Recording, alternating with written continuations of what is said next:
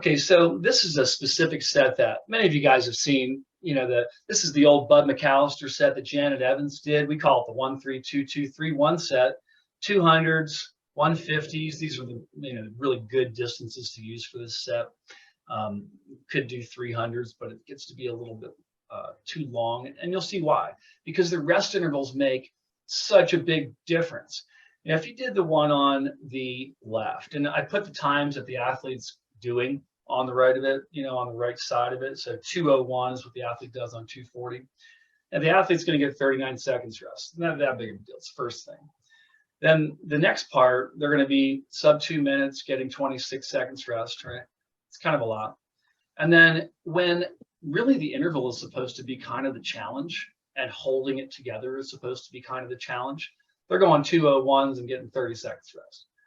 And they come back, and I bolded kind of the crux of the set where they go the two fast ones on a pretty short rest interval and come back to have to deal with it and hold it for 3 in a row on an interval here, 2:30. Too easy, 29 seconds rest. I mean, it's just too easy to do.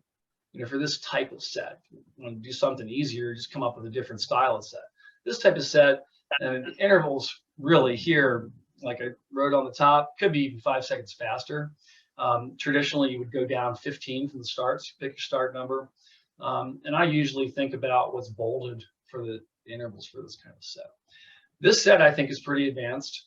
I think that, unless you can do a really nice job just doing 12 200s, ascend by 4s, and can really, as a coach, you can predict really what the athletes are going to do. And I don't think you should do this set. I think this is for the people that you can pretty much predict where they're going to be, aerobically each day. So they do their 3 on 215. It's 10 seconds faster. And they're getting 15 seconds rest. And they got their 2 on 225. So now they're getting 24 seconds rest. But now on the crux of the set, they've got their 210 intervals. So they're not getting much rest here. And then when they do get rest, they're still just barely squeaking out 19 seconds to set them up for that last one. If, in contrast, they're doing the left one and they're just getting 29 seconds rest, I mean, you might as well just go in heats. It's not the same thing. Does anybody do this set? I like the 200s and the 150s because, like, if you do 300s, it's tough to manage it. It's just at some point probably gets too hard if you try to make the intervals too tough. And at hundreds, it's just, with hundreds, I mean, here, look, you've got 25 seconds in between the first interval and the last interval, right? Well, that's something for 200s and for 150s. But if you have 25 seconds in between the intervals for 100, it's quite a bit. 130 to 105. I mean, it's either going to be too easy to start or too tough at the end.